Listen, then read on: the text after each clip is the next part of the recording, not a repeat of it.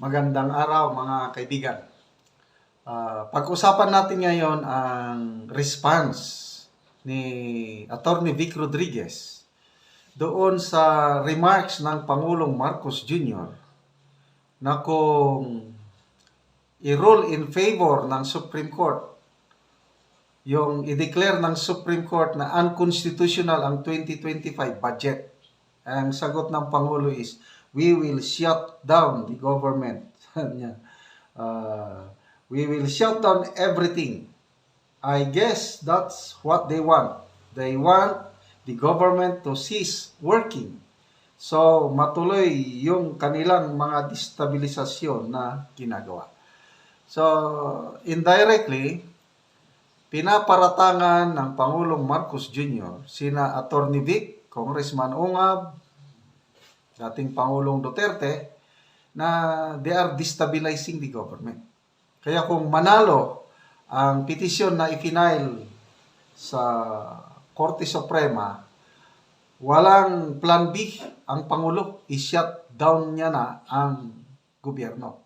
The government will stop its operation. So, sinong kawawa? Di taong bayan.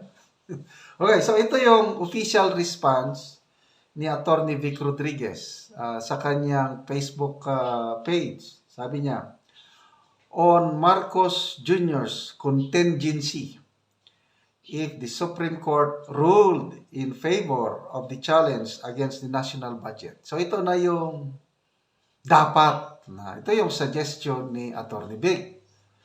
The government shall operate on a enacted budget. Should the court issue a restraining order and will never shut down. Imposible talagang, ano bang matawag mo doon? Yung defeatist. Surrender na eh. Wala nang magagawa eh. Kaya nga, kung mag-shut down ang gobyerno, di ano mangyari sa Pilipinas? Magkagulo, magkabuhol-buhol. So, tama ba yun na i-shut down ng gobyerno? So, ito, kay Attorney Vic, the government will never shut down. Mangyari lang is, reenacted budget. Kung ano yung budget ng 2024, yun lang. Ano lang yun? Ito, sabi ni Attorney Vic, we filed our petition to the Supreme Court to protect public funds from being disbursed illegally, prevent wastage of public money and people's money being deflected to any improper use. The case lodged before the Supreme Court is a testament of our adherence to the rule of law and respect to the Constitution as the supreme law to which all other laws must conform. All private rights are defined and all public authority administered. Yan, Attorney Vic Rodriguez, 2025 senatorial aspirant. So, paratang, destabilizing move yung pag-file ng petition sa Supreme Court. Anong masasabi niyo? Sabi naman ni Attorney Vic, ginawa nila yon para to protect public funds. So, paano maging destabilization yun? Yung sumusunod ka sa batas. Nag-file ka ng petisyon, ang Korte Suprema na ang magdesisyon kung i-declare niyang unconstitutional o hindi. Paano maging destabilization yun? So, kayo, anong masasabi niyo? Matatawag bang destabilization itong ginawa ni na Attorney Vic, Congressman Ungab at PRRD? Magbasa lang tayo sa mga comments. Ito, yung mga comments doon sa pahayag ng Pangulong Marcos Jr. Lisa Birbo, sabi niya, yes, weak leader Marcos resign. Nix Toralba, The government will not shut down, but the 2024 budget will be reenacted until such time Congress passes the 2025 GAA nang walang issues. Sino po nag-advise sa inyo na mag-shut down ang government? Unless that's what you want. Wensking Bagyo, tama si Duterte, Marcos is weak leader. Raden Milievo, ang OA, overacting, ang OA naman ng shutdown, Mr. President.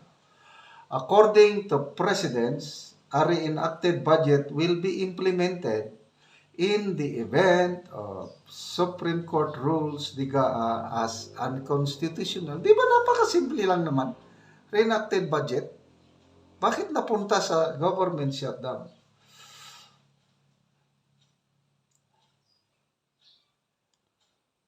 Arcangel Alcoy, sabi niya, President Marcos' statement reveals a high-stakes situation regarding the 2025 budget in the Philippines. The lack of a contingency plan and accusations of political motives highlight the potential for significant disruption and political turmoil if the Supreme Court rules against the budget. So, parang magkakagulo. I don't know. RJ Ignacio, he is truly a weak leader. Congress lang di niya kaya. Kaya nga sabi ni ex-Senator Drilon, the President should exert control of the budget process. Kasi in my 24 years being in the Senate, this is the most corrupt budget that I have ever seen. The budget was mangled. Yung National Expenditure Program envisioned by the executive branch, hindi mo na makita. Chinap-chap nila. Okay? So, sana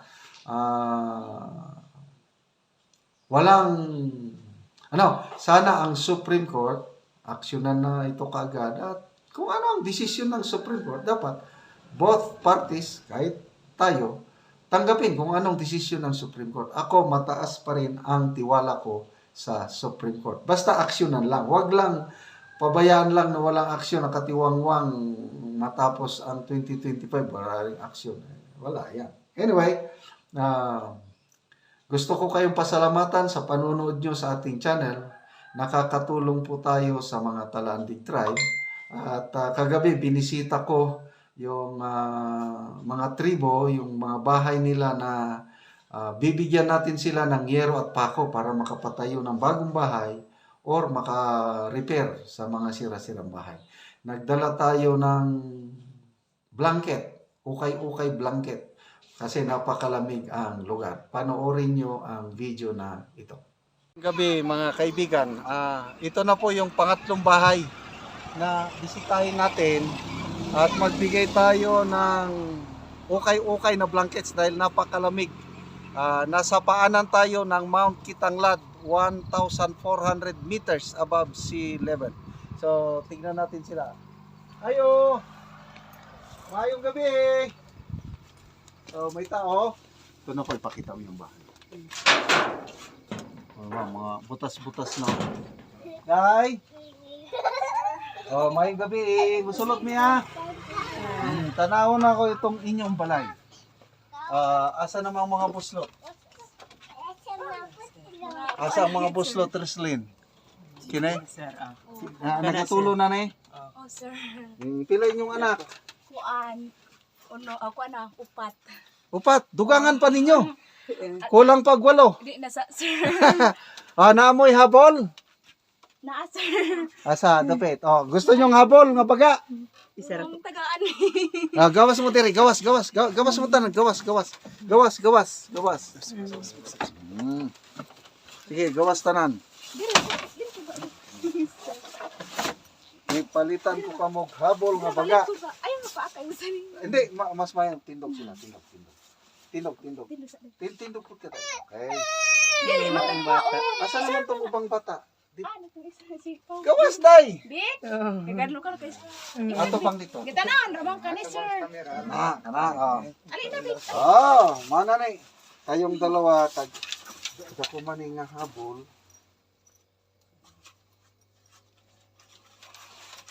Secret. Basta maabrihan yun niyo. Wow. Bata. Oh. Kana, saman. Baga. Baga. Sige. Oh, gunitan niyo na. Yan. Pag matulog mo sa gabi unsa inyong ikasulti? Thank you. Oy! Sige ba, unsa pa? Unsa imong ikasulti? Thank you. Oy, unsa thank you sa binukid? Salamat. Tagalog man na. Tinalandig. Salamat. Salamat gyapon sa talandig. Ay, parehas di ay. Oh, ito po para sa inyong mag-asawa para makahimo pa mog daghang anak. Na sir kay. Wala ipang palit bukas. Walay pang palit og bugas. Oo. Lisod. Upat ang anak nyo. Upato ang isa gadlukan kayo. Nga naman nga. Ing kabik. O, di ka tagalog habol, oh. Pero makik siya. Lakaw. Lakan yan labikan din. Oh. So, kini maabrihan niya. So, baga kayo para di na mo mag tugnon. Na. Baga kayo. Sige. Ang yero sa Martes, Roslyn, Yes, sir. hatag na lang yero din eh. Unsa may plano sa inyong balay? Kanang magtukod mo og bag-o o i-repair lang? Sir, kuan ra o kabon ra ni siya kanay bago pa manggunin namo tao. Ah, okay lang. So, kini bago pa ni. Oo. So, tanggalon lang ang yero, ibutang ang bagong yero. Ah. Sige. Apir. Yeah. Okay. Sige na lang. Salamat, Tara sir. na